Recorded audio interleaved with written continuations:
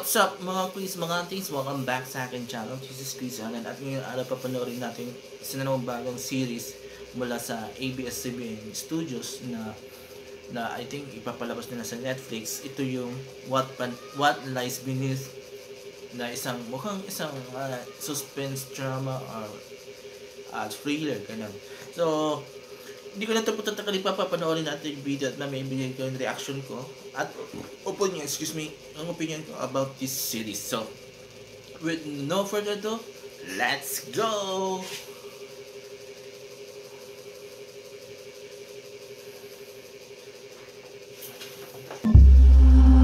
We wanted to honor our friend who passed away. Diba, Luisa? Gusto mo ng ganitong house? Eh di pagawa na tayo para sa ating 5. Pinapagawa ni Mel at ng mga kaibigan niya sina Alice at Beth ang bahay kung saan daw sila sama-samang tatanda at magre-retire. Kung nandito pa sana si Luisa ngayon, kasama sana namin siya na mapagawa namin.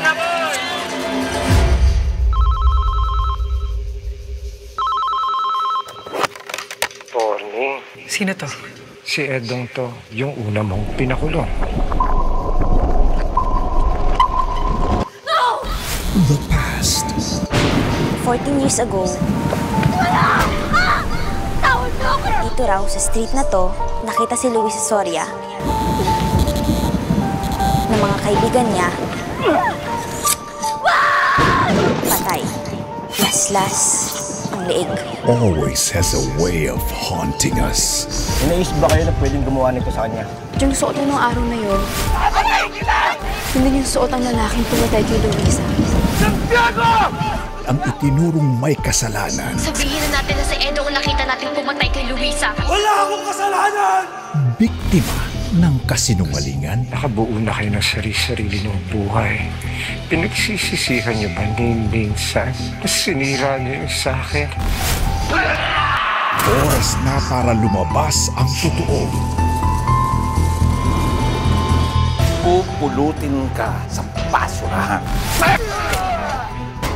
Hindi pa siya tapos sa mga dapat niyang gawin. Ang sabi ng mga bata, yung lalaking humabol daw sa kanila, nakasuot ng cap at hoodie. Di ba yun din yung suot nung pumatay kay Luisa? Sinong lalaki? Nagbibintangan mo yung kapatid ko na gumawa ng krimen sa labas habang nasa loob ng bagong bahay kung saan niyo siya pinakulong. Stop acting like ako may kasalanan. Ang malinaw ngayon, nasa paligid lang siya. Inaalam ang tungkol sa inyo. Pag may mali, dapat itama. Binabalikan ni Edong lahat ng may atraso sa kanya. That means tayong isusunod niya. Dapat ako. It's time to unearth the truth. Ay, papayag na masusunod pa sa akin. Ito ba yung gusto niya? Is he gonna mess with our heads bago niya tayo patayin lahat? Ikaw ang susunod.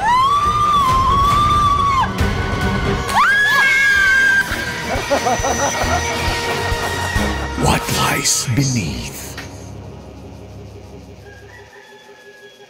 Okay, dahil ko napanood natin yung bagong series ng ABS-CBN na ipapalabas sa Netflix. So, yeah. Based on sa nakita kong trailer, it looks like din naman siya original story, hindi original yung storyline niya. So, we've seen this in the past, both in Hollywood and dito sa local. So, ganun. Pero medyo na-intriga ako on how this story will run. Similar ito sa nakita ko nun sa Dirty Linen na hindi original storyline niya, pero na-intriga ako on how they show it on trailer, diba? And yeah, hopefully kapag naipalabas to, hindi siya katulad sa Dirty Linen na ang daming, alam mo niya na, ang daming binago, to the point na pumangit yung kwento. So again, dito sa nakita kong trailer, maganda. The acting wise was really good. No doubt si Jake Cuenca. JM, medyo malit lang yung pinakitang scene niya, pero kita mo yung acting niya. Then tas mga actresses, siguro ang umagat doon yung anak ni Janice Tipilen, saka yung si Sue. The other two na girls, hindi ako masyado sold sa acting nila. Then, technical specs, maganda yung camera shots. Perfect. I can say na laki ng improvement sa mga camera shots ng ABS-CBN even before pa yung mga unang series na ginawa nila. Ang gaganda. Cinematography, no question, maganda rin. So, yun. So, ang abangan natin on how this story will run, kung paano yung atake ng director sa movie, diba? Doon sa kwento. Kasi nga, like I said earlier, yung kwento niya, hindi siya original. So, naulit lang, pero ang maganda kasi ganito, kahit hindi original yung storyline niya, pero yung paano mo siya patatagbuhin in a different way na lalagyan mo pa ng twist, diba? So, yun. So, hopefully, maganda itong may lalabas, and sa tingin ko, maiksi lang to. Hindi siya yung sobrang habang series, kasi nga sa Netflix nga ipapalabas. So, maybe around mga 3 months. Kung ipapalabas siya sa free TV, mga 3 to 4 months lang. So, maikling. Kaya, definitely, magiging maganda itong series na to.